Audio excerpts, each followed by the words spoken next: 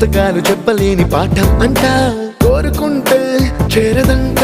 వద్దు అంటే వెళ్ళదంట నేస్తమంటే ఏమిటంటే కన్నవాళ్ళు ఇవ్వలేని ఆస్తేనంట ఇస్తూ నీకై ప్రాణం పంచిస్తూ తన అభిమానం నీలో ప్రతి ఒంటరి తరుణం చెరిపేస్తూ ఎన్నో వేల కథలు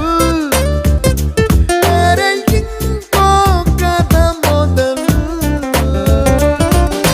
छोटी छोटी छोटी छोटी छोटी छोटी बातें छोटी छोटी बातें बातें मीठी मीठी मीठी मीठी मीठी मीठी यादें मीठी मीठी यादें यादें